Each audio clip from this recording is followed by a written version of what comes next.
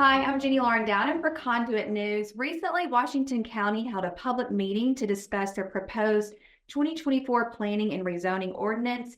Here to break it down for us is a member of the planning board, small business owner, Joe Maynard. Thank you for being here. Sure. Well, and I would like to mention, as most people know, you're also the co-founder of Conduit. So I really appreciate you coming in and taking time. Okay.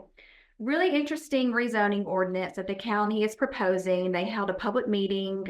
Several people came, Washington County residents came and had a lot of questions. First, just give us an overview of what this ordinance is. What it purports to be is cleaning up a lot of history of various, they would claim, hodgepodge of zoning and building requirements to manage growth in some way in the county. And but it appears to be more of a government scheme, and that's the term they use several times, scheme, to manage growth in the county. Okay. And whenever I was watching the meeting, and I've read articles about this from our city officials, they say, look, it has been kind of a hodgepodge of things. There's been no rhyme or reason how people get approved for these ordinances whenever they want to zone something. And so this is just meant to make it simpler and bring some consistency to the county. Do you see it that way? I would say it's central planning, which I don't know when that's ever worked out well. But freedom, that's what freedom is. I mean, freedom is messy, but not freedom is, I would argue, is much, much more messy. The central planning, central control, property rights evaporate.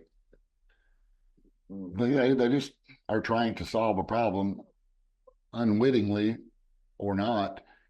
They're going to create a larger problem for freedom-loving people. As I was reading about the ordinance and listening to some citizen questions, the way that it sounds to me, and I may be wrong, correct me if I'm wrong, but even in this application process, if I want to build something within the city or the county and it doesn't necessarily meet the criteria for the surrounding businesses or with the vision that they have, are there going to be additional hurdles for that? Are all of those things now going to be considered? I believe so. And this incrementalism that you see happening worldwide, I would say, more government control, central planning, and the evaporation of property rights. There's now 3 different zones that in this new ordinance that people for now there will be more. Trust me. You think? I've never seen it fail. Yeah. I mean, central planning never controls enough. I mean, if you want Fayetteville control over the county, that's the end point of these kinds of things. You mentioned this, and officials will say it cleans up a lot of the redundancy, but it's actually potentially going to put even more weight and responsibility on the Planning Commission, the board. Do you see even one of the unintended consequences of this being expanded government, additional employees, larger budget? What do you think? All of the above. Now, it's moving. I would characterize it as moving authority upwards. Yes, there's a lot of issues that come up now because of the hodgepodge, but again, I would argue that is freedom, that is property rights, and solving it by central planning is the antithesis of what government should do. There will be other problems created.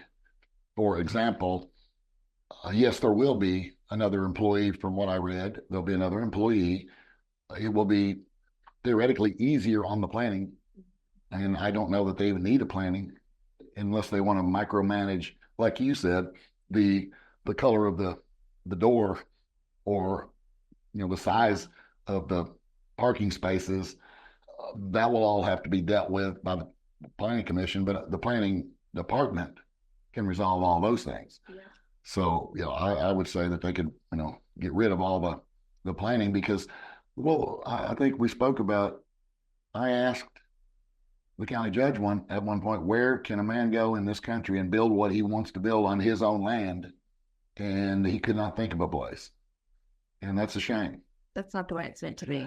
Well, and an additional, I think, burden, some people would consider it not, they certainly don't have to deal with it anymore. But the downside is if you live out in a non-zoned, newly zoned, commercial government-sponsored corridor, if you live outside of that, it's going to be almost impossible for you to get. That place has to be rezoned now rather than a conditional use permit like there is now, where it can be taken one at a time, use the judgment of the elected and appointed people to say, is this an acceptable use for that person's property? Not that the neighbors all get to vote on what you do with your property, but there are some limits, but they should be very small. Yeah. But it'll be almost impossible to get anything rezoned if you're not in one of these corridors or touching the corridor. And no CUPs moving forward. Nope. And if you're 2 generations down the road, your land is split up. You got 10 acres for each child, and one wants to start a business, and it's not contiguous to one of these government assigned corridors to start a business, then that's probably not going to be allowed to happen. And that's the opposite of what I think government should be. Something that I think is interesting, and not necessarily saying that it's good or bad, but before people would approach the planning board, they would come to the planning board first, qualify for a seat, whatever it may be. But now, and you briefly mentioned this, but now it seems as though that shift in power is moving upward. And now people, instead of going to the planning board, planning commission, they're now going to have to go to the quorum court. And that would be to have it rezoned. Because if you're not in the government prescribed central planned corridors for a business, you can't have one. You must be rezoned first, which is the quorum court. And you can't rezone one little island out in the middle of, the other areas. That's not allowed. So like it is right now, it's a little bit messy, but it's doable. It looks a lot like freedom, and it keeps us from becoming Fayetteville 10 years down the road. Yeah. How do you reconcile, or when people talk about, well, yes, Joe, there are property rights and things that you are allowed to do, but then you also have to balance that with the growth of the county and other infrastructures to consider. What do you say to that when people? No, you do not have to balance it. I mean, that's not what freedom is about. Yeah. I'm a Milton Friedman fan, as you probably know, and it's like what was the show where you could pick to phone a friend, or you could poll the audience? Who wants to be a millionaire? Yeah, you could poll the audience, sure. And the audience generally had the right answer. Uh-huh. Well, we're doing the opposite of that. We're saying you can only call this guy. These people are the ones that you can call. People generally will do a reasonably and fair thing. Nobody wants a hog farm right next to them, but you can do that because it's agricultural. Yeah. But you can't have a lawnmower repair shop without getting permission from the government, which is sad to me. We almost need permission for everything. Well, that's correct. And I always go back to what is the role of government? And a lot of people that friends of mine, they seem to agree at one point, but then as they ascend the power structure, they forget, they become pragmatic. And you don't become pragmatic with principles. Mm-hmm. Is government's sole responsibility is to protect our rights. In my view. Right. And private property is one of the constitutionally crucial parts of having a free country. Life, liberty, and private property was original, changed to life, liberty, and pursuit of happiness, mm-hmm. But the principle still remained throughout is that private property is inherent to freedom, just like freedom of speech. But what is private property mean and what are private property rights, those things are not well, or they're not universally agreed upon anymore. Mm-hmm. You know, there are rights that are God given, and then there's the other people's rights that are next to you that are God given. Yeah. So how do those interact? And the minimal interaction of government in those interactions is best. You know, government that governs least governs best. Right. And having this central control tendency that this administration is having, you know, in pursuit of solving a legitimate problem, they're probably going to make it much, much worse. Yeah. Which is the normal tendency for all government. But, you know, defining what is a right, we're not a socialist landowners. All the landowners around you don't get a vote on what you do with your land. But apparently that's what this is going to become. Well, it certainly happened in Fayetteville. Yeah, two thoughts. One, and I mentioned this to you before. I think it was in Missouri or somewhere, but the county or the city, told this man because he kept his boat in his driveway, and they're like, "Hey, it's really becoming an eyesore, this boat in your driveway, and to whose eye?" Well, the neighbors, and we need you to do something about it. You know, you need to either build up some type of property fence so people aren't having to look at it. Do you know what he did? He built his fence and then he painted a big mural, exact replica of the boat. Right. And I just thought that was brilliant. But well, I considered doing that on my dumpster screening requirement in Fayetteville. But on that point, I would still argue this is not the way to do it, but we seem to, as a society, have agreed that if we're going to live in a city or we buy into a neighborhood that has covenants, that's where you go when you want to know what the people around you can and can't do. The county should not be that. Yeah. You know, having a 10-acre single-family home with beautiful sunset over the trees is great. That's what we all want, and we want it forever. But unfortunately, you don't own the other 10 and the other 10, but you want to control them. Right. I know. That's a two-way street. And they live in Washington County, beautiful view, Ozarks, acreage.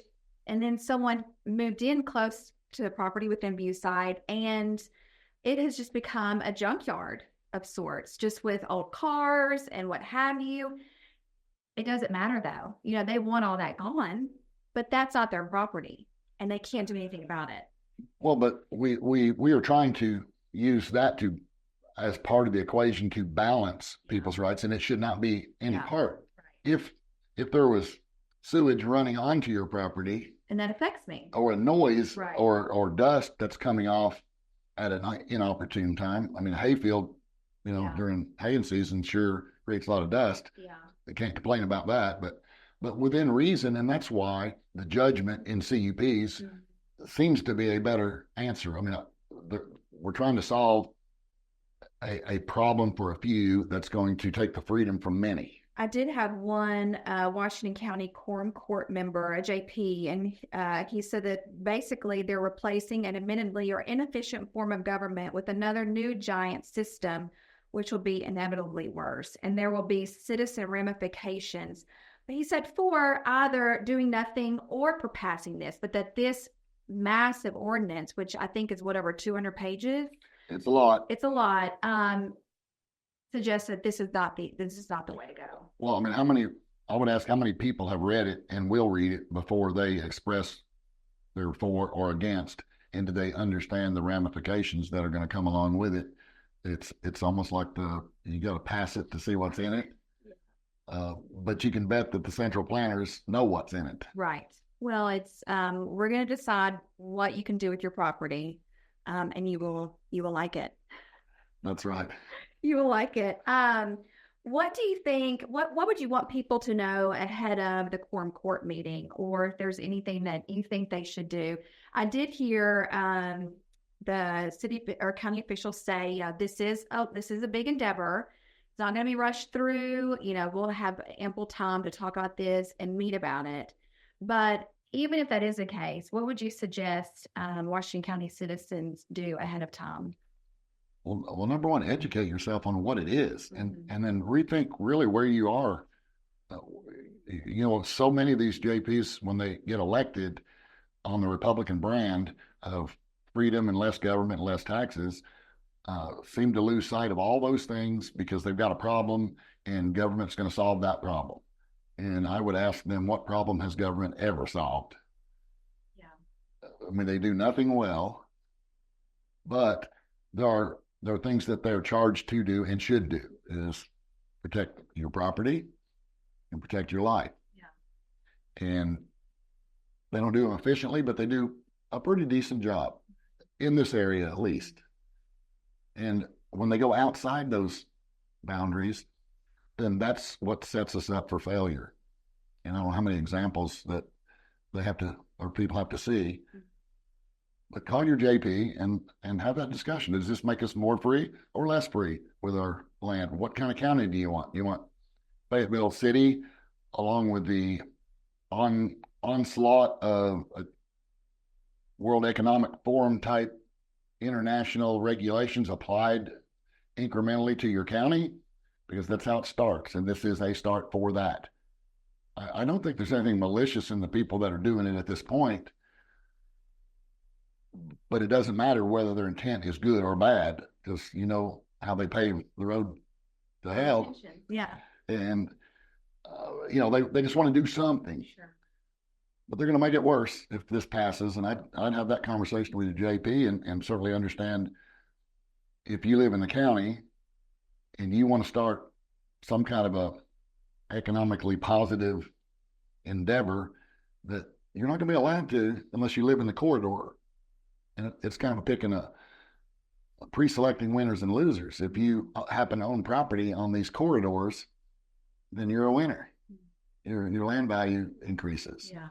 And then even within that, there's going to be more control now of how many doors you can have, how wide your parking spaces have to be, where your sign can be, how many windows you have to have and where.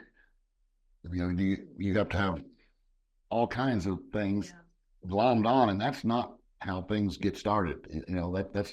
That's how big corporations manage to stay in control and growing, because they have the wherewithal to comply with all these regulations where the startup does not. So, well, we'll include contact information to JPs, to these county officials. Anything else that we haven't covered that you would want to mention before we let you go?